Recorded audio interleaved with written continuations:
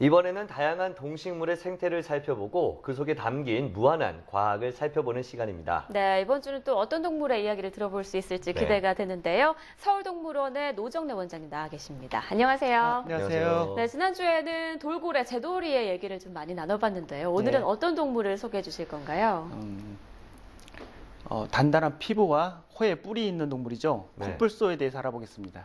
코뿔소요. 저는 사실 않아요. 저는 동물원을 많이 가본 적이 없거든요. 그래요? 그래서 코뿔소를 본 적이 없는데 지금 서울동물원에는 코뿔소가 몇 마리가 있는 거죠? 서울동물원에는 네. 흰 코뿔소 4마리가 있는데 수컷 1마리와 암컷 3마리입니다. 수컷은 번식을 위해 2011년 싱가포르에서 들여왔고 암컷 3마리 중 특히 촘이라는 이름의 코뿔소는 17년 전에 서울동물원에서 태어났습니다. 네. 과거에는 코뿔소들이 서울동물원에서 새끼를 낳았었는데 요즘은 새끼를 낳지 않아서 여러 가지 노력을 하고 있습니다. 네.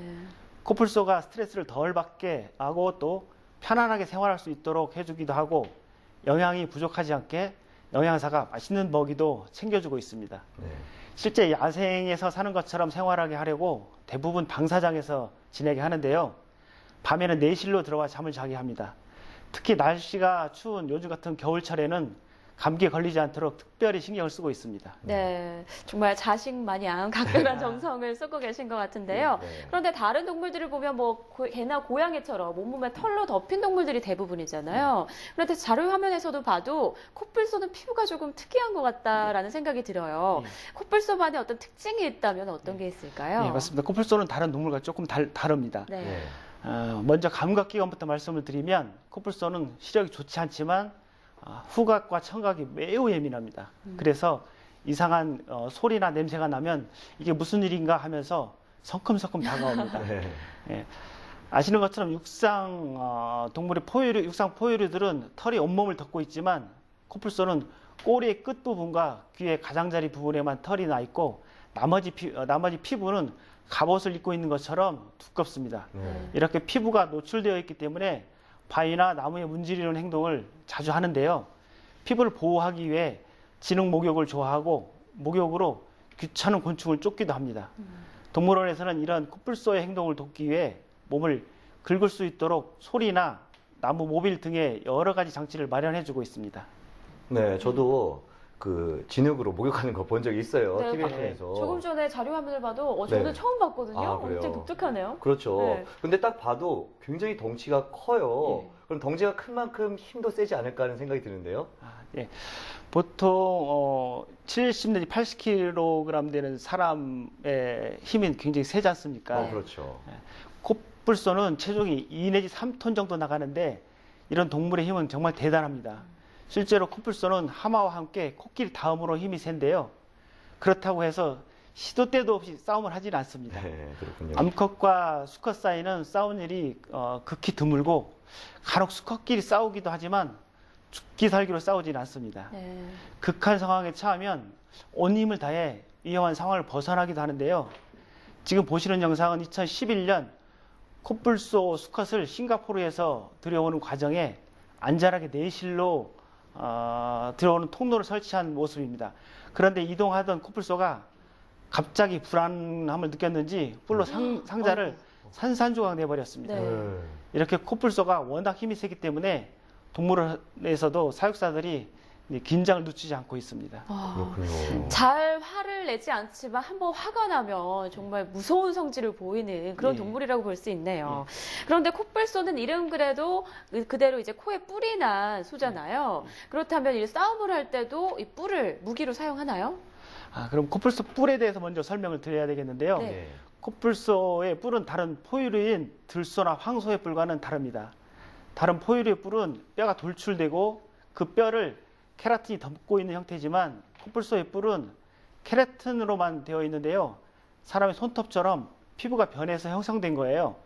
코뿔소가 싸움을 자주 하지는 않고 또 다른 코뿔소를 코로 찔러 죽이지는 않는 것으로 보아서 네.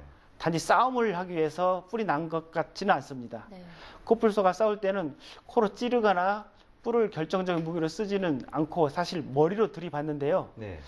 하지만 싸움을 할 때 자세히 관찰해 보면 뿔이 앞에 있어서 자연스럽게 무기로 사용하게 되고 실제로 뿔로 인해 상처가 나기도 합니다. 네, 그렇군요. 생긴 것과 다르게 싸움을 그렇게 좋아하는 편은 아니군요.